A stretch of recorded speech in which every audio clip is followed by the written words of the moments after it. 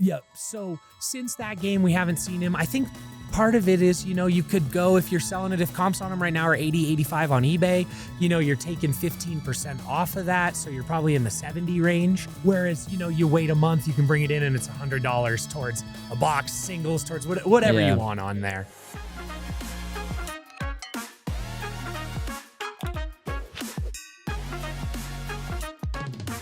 What's going on, everybody? Welcome back to the Overtime Cards Podcast. I'm Tate. I'm Dawson. And we're here joined by Chauncey. As you guys know, if you've been in the shop, Chauncey's a familiar face. We're here talking about the MLB and all the MLB buybacks and the redemptions. And then obviously, your favorite team, Cal Raleigh, and the Mariners in a tight MVP race. We'll talk about that at the end of the podcast. But I just want to ask you right off the top, what's the most common questions we get about this in the shop? And how many of the redemptions have you seen personally? Yeah. Awesome. So thank you guys for having me on first and foremost. Yeah, Excited no to be here. So yeah, I'm just talking a little bit about the awards that we're looking at coming up in the baseball season and then how they kind of translate to the shop, the card world. For anyone who's not familiar with it, back in 2022, Topps started doing an MVP buyback. So when they released Topps Chrome, they said if you hit standard base cards, which you can see in front of Dawson there, if you hit a standard base card of this year's MVP, they are worth a certain amount of store credit. Normally, when you come down to overtime, we comp out your cards, we price you, and then we make you an offer based on that. On all of our buybacks, both the MVP and we'll also talk about the red rookies a little bit. On our buybacks, you bring them down, no questions asked, it's just straight store credit. So as you guys in the audience are opening Topps Chrome this year, you are hunting specific players. In the National League, we are pretty much locked in. We know it's going to be Shohei Ohtani again. So as you're opening Topps Chrome, and then as it's coming out at the end of the month, Topps Chrome update, look for your base cards. For National League, like we said, it's Shohei Ohtani. For the American League, we'll get into it a little bit. We still don't know who our MVP is yet. Kind of the base question that we get is just, what is the buyback program? And the buyback program is just good for store credit. So any base cards you guys bring into us are worth $20 a card. We will have people save up 5, 10, 20 cards and come in, trade it in for something awesome, go a little higher end on it. Any of your refractors, your ray waves, your sepias, anything like that, those are worth $40 a card. So when you bring them in, you can bring in a stack, bring in one, whatever it is, and then that's just automatically good for store credit there. As you get into your higher end stuff, most of your numbered stuff is worth anywhere from $100 to $200 a card. And then your highest end is the MVP stamped buybacks from last year. Those are at $1,000 a card this year. When you hit them in a box, it kind of starts the day after the MVP announcement. So usually happens early November there on MLB MVP. But as soon as they are announced, we will start the buyback the next day. So anything is good for store credit there. Like we said, National League, Shohei Ohtani, you can pretty much pencil him in. There's no one at this point who has threatened him. Schwarber made a run at the end of the year, but it is Ohtani absolutely locked and loaded at this point. In the American League, we have kind of two different roads here. It's been a huge debate for the last couple of months. I know where I stand as a Mariners fan, but that's more of the personal bias side. But yeah, it's coming down to Aaron Judge for the New York Yankees and then Cal Raleigh for the Seattle Mariners. Right. And the tricky thing is every year Topps picks certain players from certain teams to print. And they kind of make the decision based on sellers, who they think is going to be popular, who they think is not going to be as big this year. And this year they chose not to include Cal Raleigh with the Seattle Mariners. If anybody follows the odds at home, you could have gotten Cal Raleigh for MVP at plus 10,000 to start the season. So It has truly been kind of a miracle season for the Mariners catcher.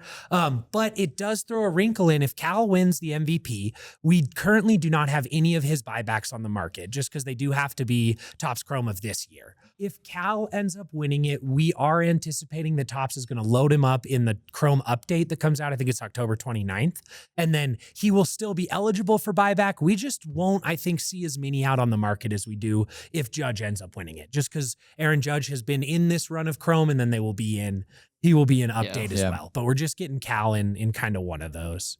And then the other sort of redemption that's going on this year, it's brand new. It's kind of on if you're looking at it, the one that Dawson's holding right there, these are the red rookie redemptions. And if you look at the rookie shield on these guys, they are red. They've changed the color on them. This is something Topps just started doing this year. It's 2025 Bowman and 2025 Bowman Chrome. They are doing a lifetime buyback on these players. So if you have a red Shield rookie and your guy wins the MVP, he is eligible, excuse me, I'm ahead of myself. If your guy wins the Rookie of the Year this year. Well, he could win MVP too, right? He could win MVP, and that factors in. But if your guy wins Rookie of the Year this year, so in the American League, Nick Kurtz is pretty much penciled in at this point. Right. He's in that same standing as Shohei. He just has really separated from the pack. Gets a little more nitty gritty in the NL. We still have a bit of a toss up there. But if your guy wins Rookie of the Year and you've got him with a red rookie redemption, it is $100 buyback. And the fun thing with these is they can be done in shop this year for Rookie of the Year. They can also be done online for fan cash, I think is what Fanatics is calling it. And so in the American League, we have Nick Kurtz just locked in. If you guys run into red rookies of him, as soon as Rookie of the Year is announced, they will be worth $100 store credit. The fun thing with these is Topps is doing a lifetime buyback program with them. So if you decide you want to hold on to your Nick Kurtz red rookie this year, not redeem it for $100, and he wins an MVP, the year that he wins MVP, Topps will do a $300 buyback on it. If he then wins a second MVP and you still have your red rookie redemption, you didn't fold on the $100 or $300 offer, Topps will offer you $500 if he wins 2 MVPs in his career. If he goes nuts, he goes Albert Pujols territory on us and he wins a third MVP, Topps will buy it back for $700. Wow. Topps has no time frame on that. So this could be 7 years down the line, 10 years down the line, 15 years down the line. Wow. As long as your player has achieved each milestone in there. So if you have a red rookie redemption buyback and they don't win Rookie of the Year, but they do win an MVP, unfortunately, it's not worth anything. Topps needs them to check every box on the scale there. And so this year, in the National League for Rookie of the Year, we are kind of in a toss-up. You've got the Cubs pitcher, Cade Horton, who starting pitcher came in and just solidified the Cubs rotation. You know, I would consider him a 1B, sort of a counter ace to Shota Imanaga. He was absolutely this awesome, just came in, kind of blew everybody away. No one was expecting him to be at that level, I think. And then the latecomer that challenged him was Drake Baldwin of the Atlanta Braves. He's a catcher, put together just an incredible offensive stretch over about 120 games.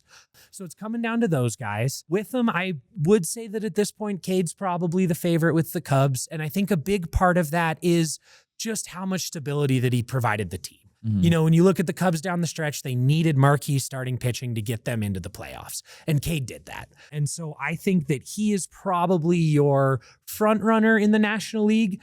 But the big argument for Cal Raleigh winning the American League MVP is how much he provides as a catcher. You know, how much he does defensively that other people don't do. I think Drake Baldwin actually has that argument as well for the Braves, where he's a catcher. I think his WAR was just over 3 in about 120 games. He had 19 home runs and had, gosh, I think it was about 80, 85 RBI there, 80 RBI on it. So he came in and he was incredible for the Braves. The reason I don't think he is the favorite at this point, Braves really struggled this year. He was kind of their breath of fresh air down the stretch, whereas Horton was pitching meaningful innings, getting them into the playoffs. He pitched well in the playoffs, and it is a regular season award, but I think voters tend to factor in how well the teams do as well. And so with those rookie redemptions, it's kind of your choice as an audience. Like, I think this is a really fun option for you, where if you're holding on to one and they win Rookie of the Year, you have the option, sell it, or I guess trade it technically into us for $100 credit, trade it into Fanatics Online for $100 credit, or roll the dice. You know, if Horton wins a Cy Young, all of a sudden that's a $300 credit card. If, you know, Baldwin ends up winning it and he wins MVP, it's a $300 card. I think as you're projecting ahead of those 3 guys, I feel the most confident probably in Nick Kurtz to be. I think annually he's going to be, you know, your MVP candidate. He could definitely be up there. So with those red rookie buybacks, you really do have the option. You know, do you cash it in this year, you know, burn the hand? Do you hope that these guys win a Cy Young, an MVP, something down the line, and really turn it into money? And then the very end, if somehow somebody checks off all the boxes, so they go in a row, Rookie of the Year, 1 MVP, 2 MVP, 3 MVP, and then they make the Hall of Fame. At the end of their career, the card is going to be $1,000 buyback. So if Nick Kurtz wins the Rookie of the Year and then 3 MVPs in his career and then he makes the Hall of Fame, it's a $1,000 card. You as a collector, you're taking a risk on that. They don't have anything for World Series or anything like that. I haven't seen anything in Fanatics, but no, I don't. Not that I've seen. If I'm guessing ahead, I would not be surprised if Fanatics expands this program and we get some different things. You know, we're seeing them try some different stuff. Even like awards too, like a Golden Glove, and then if you win World Series MVP or whatever that may be. because it's kind of surprising that you have to get Rookie of the Year, and then you have to branch off of that. That's Wait, that's Chauncey funny. was just about to say something about how like you're like taking a risk on like all the steps, but like if your guy wins Rookie of the Year and then 3 MVPs, I mean the Hall of Fame's kind of like. Yeah, I would consider it almost a layup unless there's Yeah. something like a Pete Rose style, Like, Barry Bonds that's style. a There's wide- something else, but Wide Right. open layups sometimes are not very easy to make, but like 3 MVPs and Rookie of the Year, I mean it's yep, maybe Hall of Fame. I tend to agree with you there. So I Yeah. think that if you are a Nick Kurtz believer, this is not a bad time to buy these red rookie redemptions. You know, I think market on them's pretty high. I think last I looked, it was $70 to $80 a piece. yeah. I haven't seen one in the shop. I mean, I don't work in the shop like every day Well, like I- you do, but obviously we have one there. But we I have haven't seen one with my own eyes come in the shop. Yep, we have not seen one outside of this one since he hit the 4 home runs in a game. We were seeing him pretty consistently before that, that's- and that's then a good point. he hits Yeah. the 4 in a game, and then we have not seen a single 8 one. RBIs. Didn't he hit one too. like 490 something feet? Yep. So since that game, we haven't seen him. I think part of it is, you know, you could go if you're selling it, if comps on him right now are 80, 85 on eBay, you know, you're taking 15% off of that. So you're probably in the 70 range. Whereas, you know, you wait a month, you can bring it in and it's $100 towards a box, singles, towards whatever Yeah. you want on Yeah. there. So yeah, I think with these, it's a really fun thing that Topps is doing. And we saw it, I think, in the Bowman, I think it was called the Call to the Halls there, where they released the out of 150 this year. They'll release the out of 99 next year, out of 75 and so on. So it seems to me like the focus, at least in terms of getting people into shops and stuff like that right now, is a longer term following of a player. You know, with your MVP buybacks, it's kind of one and done this year. You'll have a certain amount of time to get them into us and then they'll get paid out. But with the red rookies, you have the choice every year. It's like, man, do I think that, you know, this is the year that Nick Kurtz wins MVP #1? And then if he wins MVP #1, do you think he wins another one? Do you know, like, is there a time limit? Say, like, this Shohei Ohtani's worth $20 when he gets announced, right? Is it all the way up until the next MVPs are announced that you can turn this card in? It is not. Usually Topps will announce the deadline for it. I think Okay. last year it was about a 2.5-month deadline or so that you had to get them down to us. And yeah, so Topps, when they release it and announce the official MVPs, they will give you sort of a deadline and how long it takes on them there. And I don't know if we said it already, but there's truly no limit to them. You know, I think there's a lot of guys who they open Chrome and they just set aside their, you know, Ohtani's trying to get more product or singles or stuff like that. So we as a shop, you know, as long as they are the cards eligible for the buybacks, the true base cards, and then the parallels of those, we will take, you know, any and all of them that people have. But yeah, that's kind of the store perspective on it. To swing it back to kind of the MVP race, that's been the most fun debate that Yeah. we've had Oh, in yeah. the store. Everyone in the last month has had an opinion on this. And then I think with this MVP race, you have a huge swing, at least in the American League, of value. You know, you have these people who've been stockpiling Aaron Judge for the last, you know, month and a half, 2 months now. And if he loses it, all of a sudden these cards that you think were going to be $20 a piece drop right back down to that $5 to $7 base range on them. And, you know, post buyback, once it's over, they go even lower than that. And so I do think that there's a huge swing in terms of, you know, we've been having this debate as a fun thing in the shop, but there is a lot of financial aspects to it as well. And with Topps not having as much Cal Raleigh or not having any Cal Raleigh in the first product, I always wonder, you know, do they then try and juice them up? Do we then try and do way more Cal Raleigh in the update so you have enough? So say Judge does win it. Is it going to be just his base cards or like, because there's like inserts, right? Do the inserts are also $20? Great question. So inserts, unfortunately, are not eligible Okay. for buyback. So It's just it is base. just the Yeah. base cards. And then Okay. the base parallels, you know, numbered, anything like that are, yeah. And the numbered's worth more, correct? Yep, numbered's worth more, refractors are worth more. Anything, so base is just your standard, but anything going off of that does have a higher value kind of on each card. And Topps will announce that it should be the standard that it's been the last couple of years. You know, start at $20 for the base, $40 for refractors, and then numbered usually 100 to 200 on your range there. I was going to say, if the inserts were that too, I feel like if they loaded up Cal Raleigh, then he'd have a ton of just inserts in there. And it's like, if those are $20 a pop, that's kind of nuts. Yep. And that is a confusion source for us is, yeah, it is just the base cards on them there. It's Well, crazy now that we there's know. just no limit on it. You can have this 10-year-old kid that just gets so lucky and has so many Shoheis or Cal Raleighs in the next. Might just have to go raid the dollar Like- boxes over there. And you can have 20 of them in one go, and you have no choice but to give them credit. Yeah. It's just like And I wish I had that when we were kids. Yeah, Oh, seriously.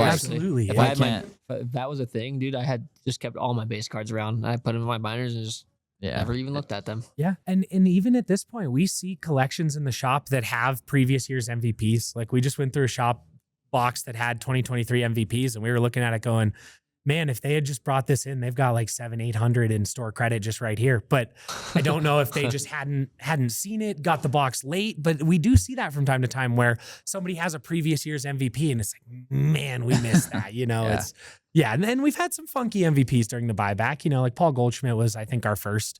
Paul Goldschmidt won an He MVP. did. Yep. I think he was our What? first buyback guy, if I How did I remember not know that? That's correctly. crazy. You know, with the Diamondbacks or the Cardinals? I think it was with the Diamondbacks. I was trying to remember. He wasn't too good with the Cardinals. He was on the Diamondbacks. He was a freak. I didn't even know he won an MVP either. I didn't So know yeah, that either. was a weird one. We've been pretty consistent. Otani, Judge, since Yeah. then.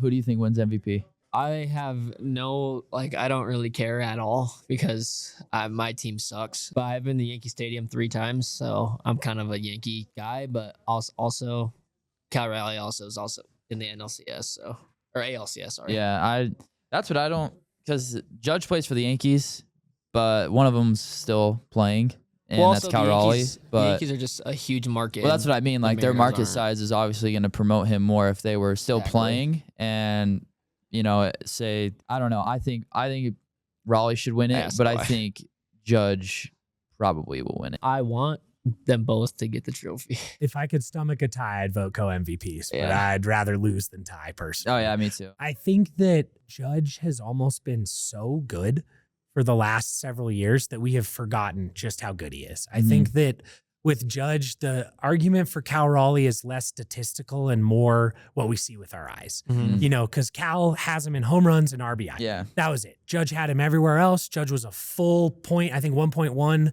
WAR higher than Cal was. But I think we're doing almost the argument of stats you see versus stats you feel. Yeah. You know, with Judge, we see every year, you know, winning a batting title with 50 home runs should basically guarantee you an MVP. Yeah. You know, to do that in terms of getting on base and your power numbers, to be at an OPS that looks like not quite at prime Barry Bonds level, but one step below that, you know, to do all of that is an absolutely historic season. There's no question about it. Tricky part is Judge seems to reset history every year that he plays a full season. That's what I was gonna say. Is like Judge is good every year, but then when Kyle Raleigh's not like he's having this. Yeah, I was gonna say like every Cal year of his Raleigh's career. story with being plus 10,000 to win MVP exact. in the That's- preseason. that's- That's that- an argument you can make towards him because Judge is one of the best in the Judge league, is gonna if not be the at the best. top every year But because it's Judge. Everyone wants a feel-good story. It's kind of like a Cinderella story in March Exactly. Madness. Yeah. Like Yep. that's why. I mean, hitting 60 home runs is not easy. Like that's unbelievable, and having crazy. 125 There are RBIs. 4 But people, I believe, in the history of the game not on steroids that have hit 60 Him. home runs. Him, Judge, Him, Uh, Judge, Ruth, Maris. Hank Aaron never did it. Mm-mm. Nope. And then after Wow. that, you get into Bonds, Sosa, McGuire, all of those Yeah. guys. Oh yeah, But- they don't count. But I think that's kind of what the whole argument has boiled down to me all season, where on paper Judge has the better stats, but Cal Raleigh passes this eye test, Uh-huh. you know. And I think that there's a little bit like the common man sees himself in Cal Raleigh a little bit. Cal Raleigh's oh yeah, Yeah, kind of a little bit of a country bumpkin from North Carolina, like big smile. We saw him during the Little League World Series. I think it's really easy to root for Cal because he's he's a normal looking guy. He talks, walks, acts very normally. Like he's a guy that you would sit down with and have a conversation, you know, at a restaurant with. Whereas Judge is almost like this titan. You Yeah. know, he's superhuman size. and he's huge. Yeah, He's huge. I would consider him like he's almost a folk hero. So That's for like- me, yeah. like yeah, that's a good way of if putting you it. put it into this like almost dreamer sense, Yeah. it's your folk hero and Aaron Judge, you know, Yeah. John Henry versus the Machine, and then your common guy Cal Raleigh. that was a He's- legendary poll. He's your David versus Goliath. Yeah. And I think that at this point, like sports in general in the last 30 years have become unobtainable in terms of athlete stature. These guys are so big, so strong, so fast Mhm. that I think we as Americans, like we like a little bit of a common man story. Oh yeah, We like a little underdog. So I think a lot of people see themselves in Cal. You know, it's the goofiness, it's the, you know, the hot mic caught him, might as well go win the whole effing thing. You know, like he's just a guy. Yeah. And I think that has caused a lot of non-Mariners fans, a lot of people who didn't have Cal Raleigh on their radar to say, man, we love this guy because he's just a dude.